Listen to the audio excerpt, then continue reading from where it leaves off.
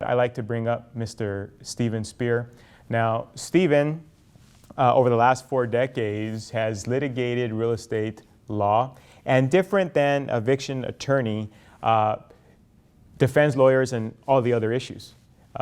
What happens when your staircase from your apartment building falls on a tenant and your insurance company denies the claim? What happens when your tenants sue you because they blame you that they got the coronavirus somehow because you didn't clean the laundry room? That's Steve's lane. Steve works on these cases, the tough of the tough, when it's between landlords, tenants, tenant-landlord relationships. So with that, I will now introduce you to Mr. Stephen Spear.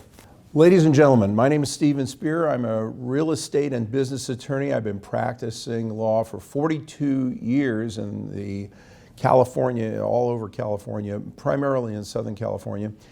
And more than that, I am an apartment owner. Together with my partner, John Woodward, and a number of investors that we have, for the same 42 years we've been practicing real estate law, we've been making real estate investments by forming individual companies to purchase individual properties. So now we own industrial property, office property, commercial property, retail property, and about 2,200 apartment units in California, Washington, Arizona, and Colorado. We have a full-time staff of employees, about 110 total, in maintenance, management, bookkeeping, and accounting. And we're proud to say that we have a lot of people who are now retiring every year on the money that we send them every year. And it's a good feeling. That was the plan 42 years ago. And for a good 3 decades of those 40 years, it's been working out exactly that way, the most recent 3 decades. It takes a while to build it up. And we've seen a number of crises. There was the recession of 1980, the recession of 82, the much larger recession in California, 1990 through 1994. And then, of course, the Great Recession of 2008 that lasted all the way until, some would say, 2013 or longer. And I will tell you that although the coronavirus is unprecedented in the history of humanity, there's never been a circumstance like this where we are so connected with things that we didn't have 100 years ago during the Spanish flu pandemic in America in 1918. We have telephones, we have Wi-Fi, we have FaceTime, we have all of the devices that allow us to be isolated in our homes and yet in contact with one another. We also have instantaneous communication. And one of the things that's instantaneous is the stock market. And so a lot of people have been watching with tremendous concern and are appalled to see the instantaneous devaluation of their stocks. And those of us who are in stocks, and I am, and real estate, where I have the overwhelming majority of our assets, look at it and you can't tell what's happened to real estate. So the question that I'm getting constantly is in the last few days is have my real estate values fallen? Will they fall? Will they continue to fall? Are we going to see terrible times? So I'm going to spend a few minutes and just give you my perspective on this. First, I believe that this is going to be a very significant event. The coronavirus, the country's response to it, the government's response to it, local, state, federal, the people's response to it, the conduct of civilization, all the decisions that are being made, all the people who are saying all the things they're saying, some will be proven to be right, others will make career-ending mistakes with the predictions and the pronouncements that they're making. And so it's going to be major. I remember saying right after the attacks of September 11, 2001, that this is something we're going to be talking about for the rest of our lives. And I believe we will still talk about that for the rest of our lives. I'm now saying that about the coronavirus. I think we're going to be discussing this for the rest of our lives. It's going to have long-range effects on governmental action, on social interaction. I think there will be some changes that may not get changed back. There will be other changes that are just temporary. But here's what's not going to change. Real estate is not going to change because we are still going to inhabit this planet. We are still going to need places to live. People who live in apartments are going to continue to live in apartments. You'll have a lot of changes. You're going to have differences in government operations, in government support. You may have deflation, you may have inflation, you may have a lot of things, but people need a place to live. The very same thing that has driven and made stable the apartment business for decades and decades and decades will continue to do that. And again, that is simply people need a place to live. There are a lot of young people who say that the time to own a house is over. That's wrong, but right now that's helping apartments. There are people who are saying, I don't want to pay for ownership of things, I want to pay for experiences, and for that, the apartment business is being helped. The apartment business right now has never been better. It's a great time to be in the apartment business. If you own apartments, you should buy more. If you own apartments, you shouldn't consider selling them. And I say that in the face of coronavirus, I say that in the face of rent control, political change, and so forth. But there are some problems with which we're going to have to deal. So I'm going to start with the issue of tenants not paying rent. The President of the United States said day before yesterday that there will be no evictions nationwide. Now, that's not a legal pronouncement, that's not a law, that's not a decision, that's something that he said. And Dennis Block, an eviction attorney, was up here earlier. He said that there's no law preventing you from starting an eviction in the event that someone's not paying you rent. And I will tell you that my partner and I spoke a week ago and made a decision as to what we would be doing when people could not pay rent as a result of having lost their income as a result of the COVID-19 virus. And what we decided was that we were not going to evict anyone. And it's pretty simple. First, this is a temporary situation.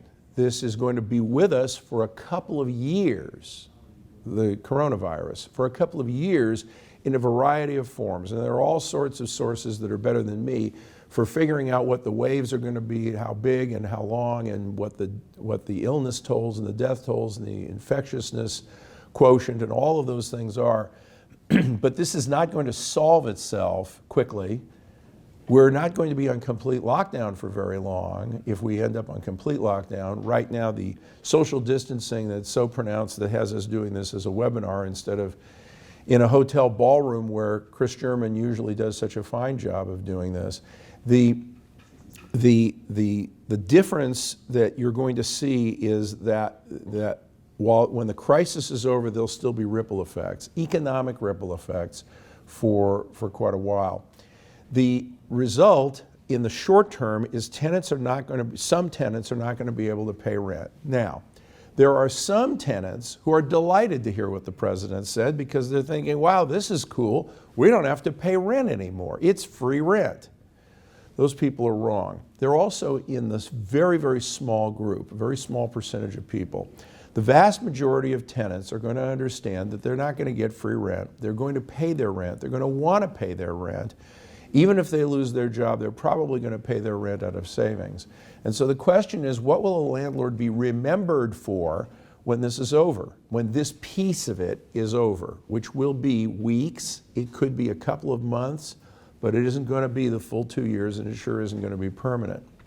And the answer is that if a landlord's response to, I've lost my job, I've lived here and I've paid rent all this time, and now I've lost my job, and if the landlord's response is, great, I'm going to evict you now, that will be remembered. I am a believer in the idea that your tenants, if you're in the apartment business, are your customers.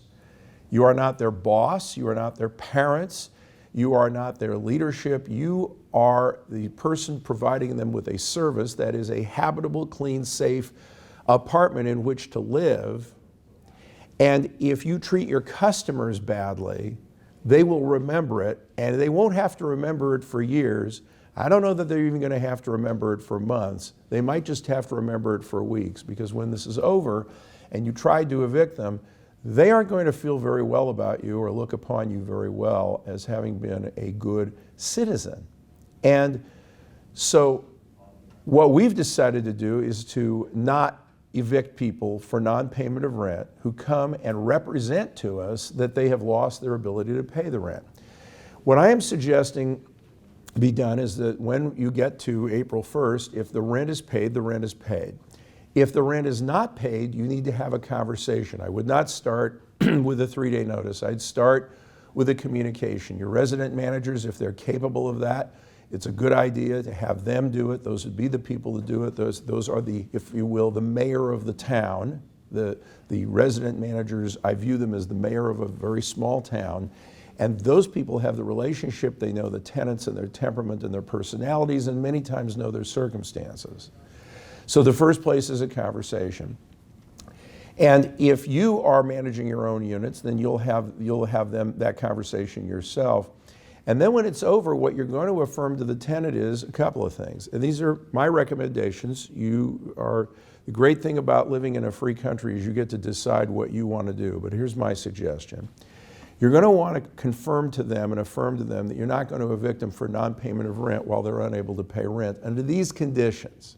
I'm not talking about normal conditions. I'm not talking about what happens 2 years from now in some other different crisis. But in this crisis, where so many people are being shut down and don't have the ability to do their work, you're going to affirm to them that you're not going to do an eviction.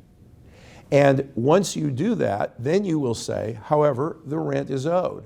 And the rent will be owed when you're able to pay it. So if you're able to pay it, that'd be great. And if you're not able to pay it, we'll wait. And we're going to charge interest. The maximum amount of interest you can charge legally in California under most conditions, and certainly as a landlord in these conditions, is 10% per year. That's 0.833% per month.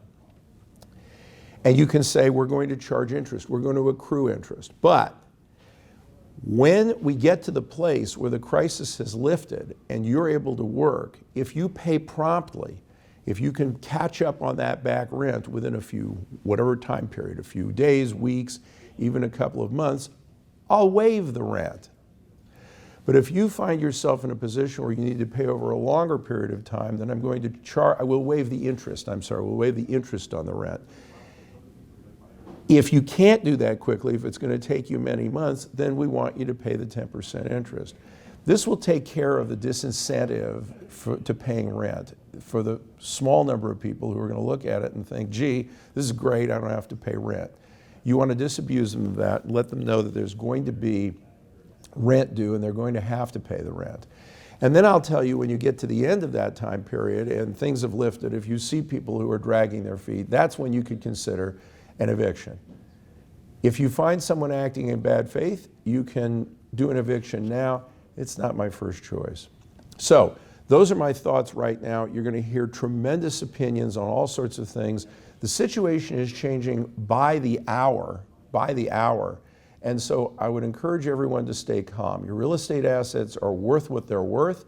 They're not changing because they're not going to go out of business. There is not a situation where you may see suppressed attendance at public events, sporting events, hotel operations, restaurant operations may be lagging for a while. People are going to be living in their apartments continuously without a break. There is going to be no diminution in demand for apartments as a consequence of the coronavirus. So this isn't something that you need to look and say, oh, should I get out of the apartment business? There are a lot of reasons you might get out of it. This isn't one of them.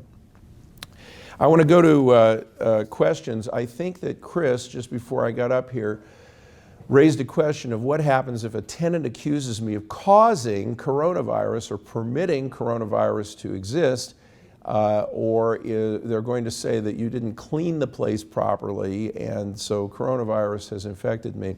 I think the chances of a successful lawsuit being brought for that are very, very remote.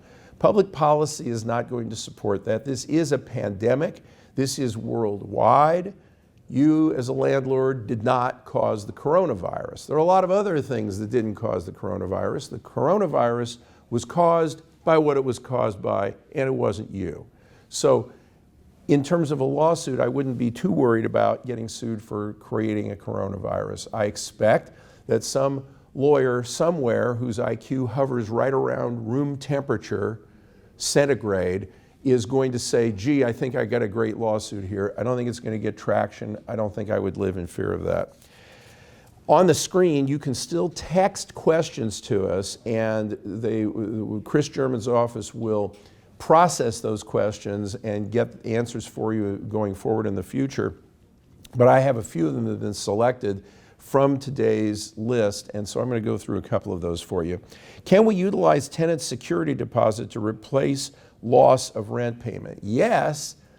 And you would do that if the tenant is moving out. What I would not do is do that while they're not paying the rent. I would leave the security deposit right where it is. I wouldn't talk about the security deposit. I wouldn't make reference to it. I would leave it and say, I'm not going to evict you because you don't have a job and you don't have income, but you owe the rent.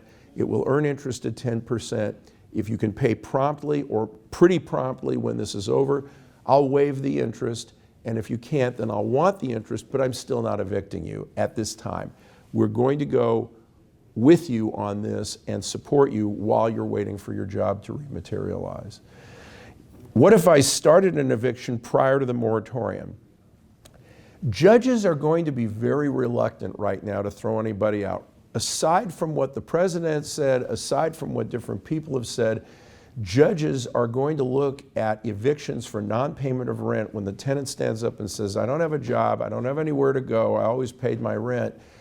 I think you're going to see judges do creative things to not make decisions about this. And besides, by the time you get to the courtroom for the eviction, which is going to be a minimum of 30 days from now, I don't think it's going to make much difference. So having started before a moratorium, there is no official moratorium. It is these are edicts and things that are being said, but individual judges still have freedom. Now, I'm making that comment at 17 minutes past 1 o'clock in the afternoon on Thursday. In the time I stood up here, there might be some announcement to the contrary that might change the rules on this. But as a general proposition, because I don't recommend starting it to begin with, I don't recommend continuing it if you started it. How do we tackle additional tenants living in units that are not on the lease? This is a question always, this is not a coronavirus question. You want to have the names of every single human being that is living in the unit on the lease all the time. So if you have a husband and wife who rent an apartment from you, and they have say a 16-year-old and a 15-year-old child living with them, you want to get, when you sign the lease, you want to get those children's names and their dates of birth, and on their 18th birthday, you want to send a birthday card and a lease for them to sign, so that when that child is 18, they're on the lease. And that's who they are, they're on the lease right there. You want every single human being who is an occupant of the premises to be on the lease always, because otherwise none of the protections that you have in your written lease will apply to the people who are not up there. And that's a problem. If I build an ADU, an auxiliary dwelling unit, so just so you know, there's a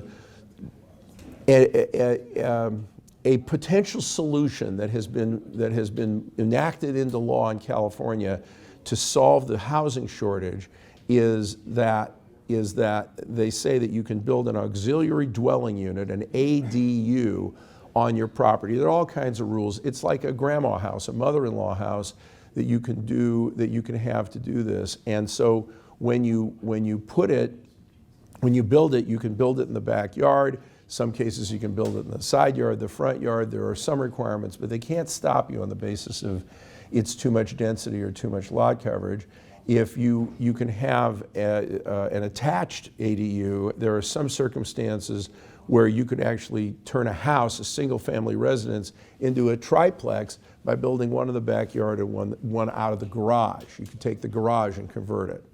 So that's what that rule is. And the question is, if I build an ADU, do I now have a duplex and have to abide by rent control laws? Yes, but if it's an owner-occupied duplex, it's exempt anyway. Otherwise, if it's a rental unit, yes, it's going to be subject to that, except to the extent it's a single-family residence. Can we ask for proof from tenants that they've actually been affected by COVID-19? I suppose you could ask. I sure wouldn't ask. That's not anything that's going to help you make any decision. I think this question was oriented toward, if I'm going to not collect rent, can I ask them for proof? That's not a very good way to treat a customer. So this is an entire philosophy of mine that says that when your tenant says, gee, I'd like to have new carpet, the answer isn't no. The answer is, sure, and here's how much more rent I'll charge for that. And right now, with the rent control being 5% plus inflation, inflation is at least 2% for most purposes right now. And again, that could rapidly change because of the coronavirus. I think at first we might have deflation, but then we will have inflation. All those bets are, nobody wants to make those bets right now, so we'll have updates over time as to what you should do. But right now, 7% is probably safe, pretty safe, awfully safe. So as long as you're within that limit in year-over-year increases, then you can do that. If you divest from a C corporation to an LLC to get around rent control, are there any other ramifications? So the rent control law in California says if there's a C corporation that owns the property, and then rent control applies, even if it's a single-family residence or an owner-occupied duplex that would otherwise be exempt. Well, if you then say, gee, I'll just transfer it over to an LLC, have you gotten around it? Courts look to and promote good faith behavior according to reasonable standards. This means that the court is going to look and say, well, who really owns it? What does it really mean? How does this all work? They're going to look at these things. I'm not in favor of tricks to get around things. And it's not, this isn't a moralizing issue. It doesn't work generally.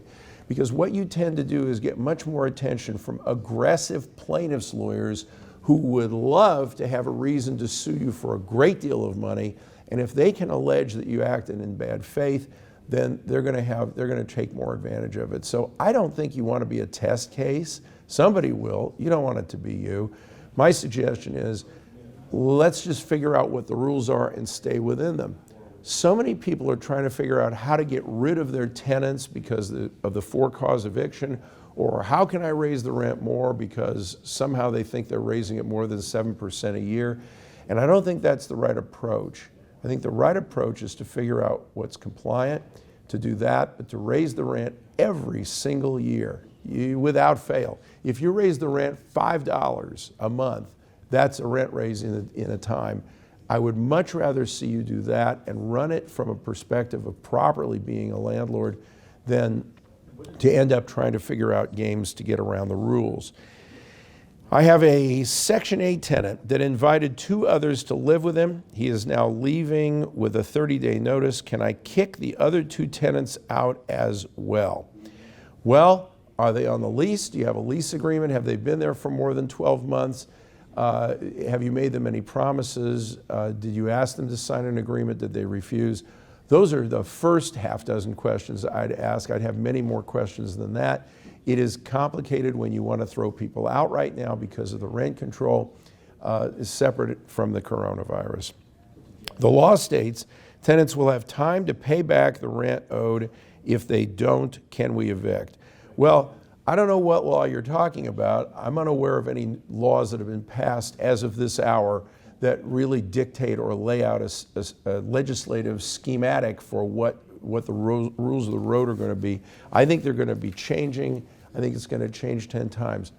I heard this morning that New York is saying that they're going to free some nonviolent criminals from jail, and that's a separate thing. Let me go back. The first thing I heard in New York this morning is that if they have a lockdown, they're going to have the police enforce it, meaning you could be arrested. If there's a lockdown and you're out without a proper pass, you could be arrested.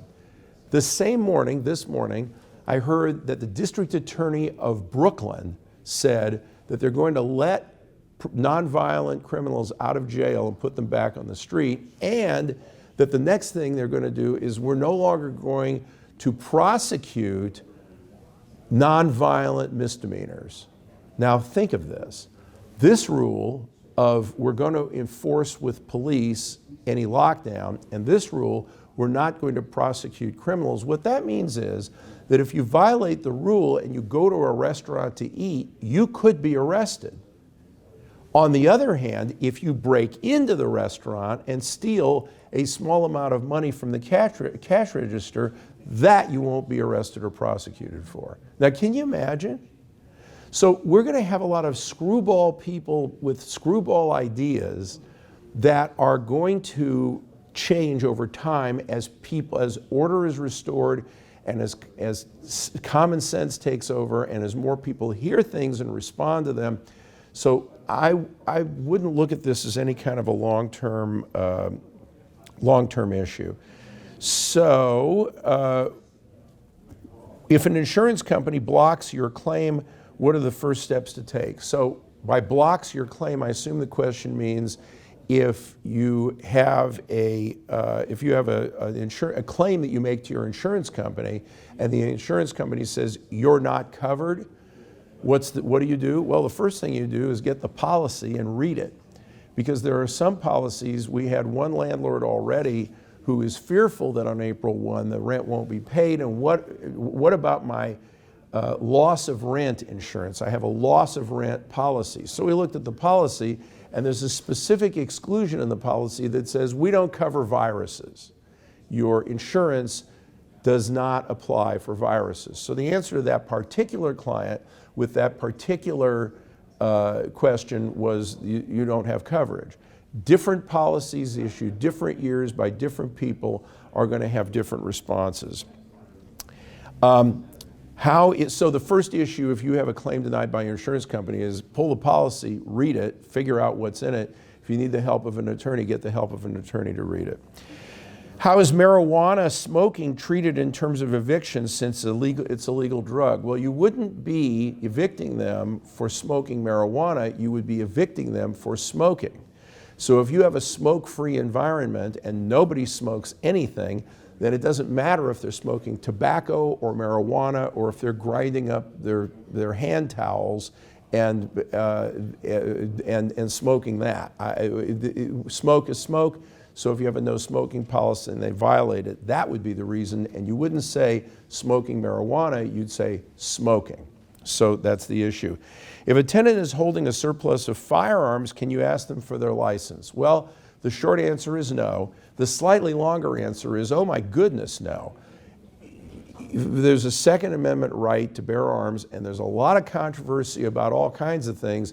But if they have firearms and you think it's illegal for them to have firearms for some reason, call the police. But you don't ask people if you can see their license. That's not your job as landlord. This goes back to the idea that your tenants are your customers, and you don't ask your customers when they order a cheeseburger, you don't say, well, I wouldn't order the cheese. I don't like cheese. Why should you eat cheese? This is not your job. As a landlord, your job is to provide a safe and proper habitable space. The tenant's job is not to destroy your property and to pay the rent. Those are the jobs.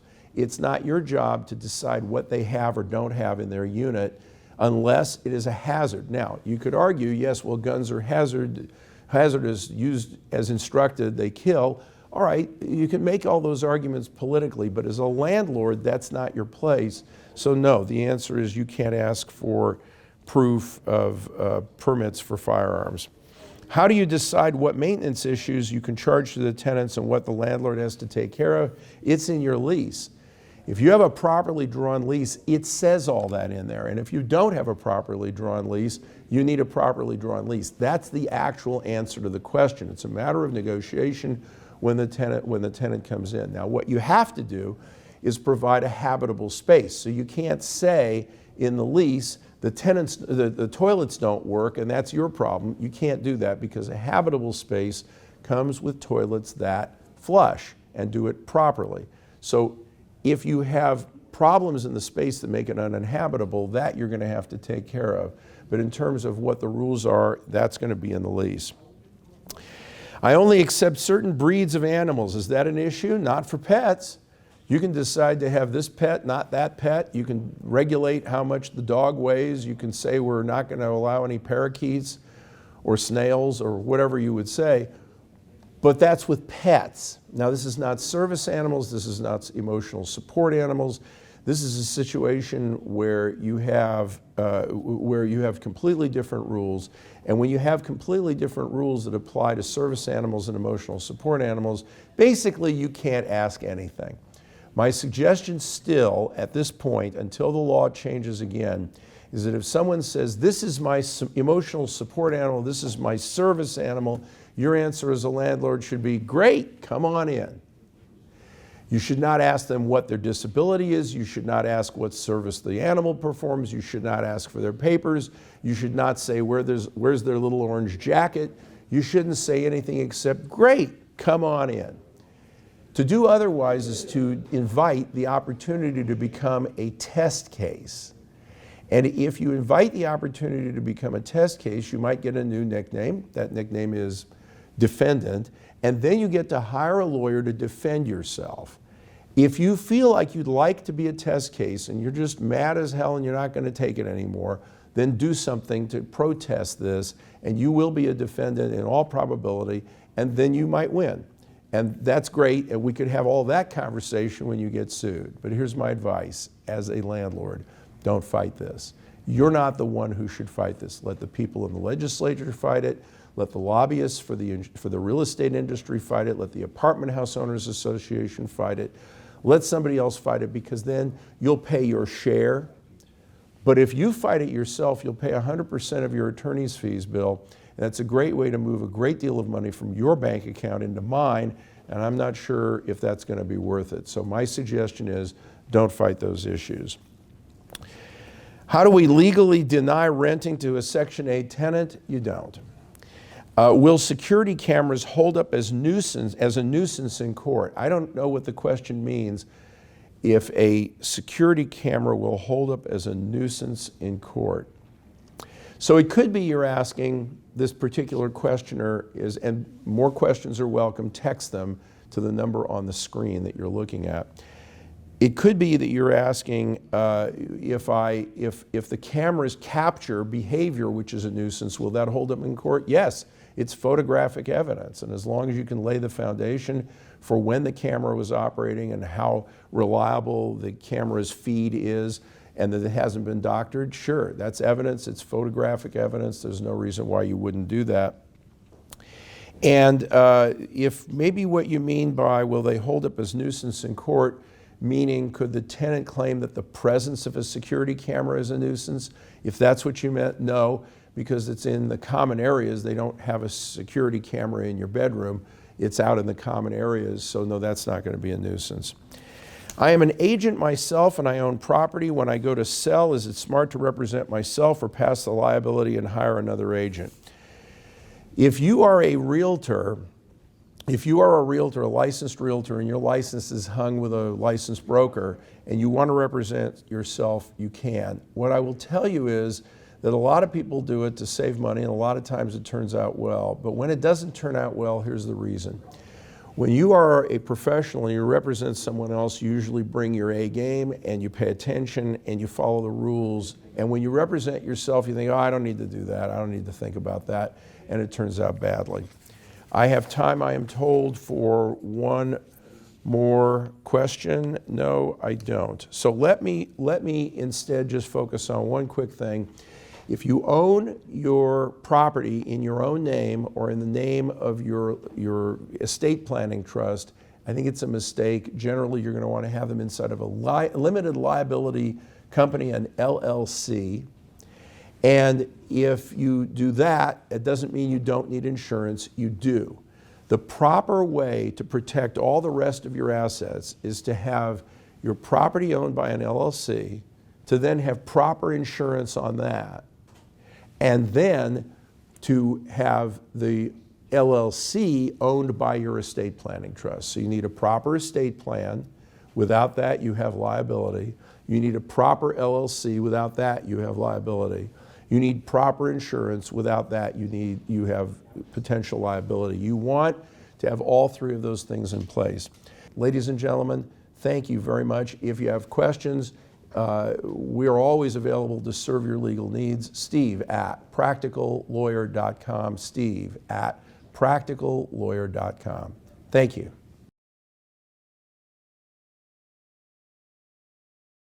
programs that are being talked about aggressively giving people money, and not a little money. The one that I read just last night, they were talking about $2,000 a piece for each adult, $1,000 for each child. So I think that they're going to get really serious about trying to prevent that Great Depression, because this is not going to be a Great Depression that takes 10 years. This will be a depression statistically that could get there in 3 to 6 months.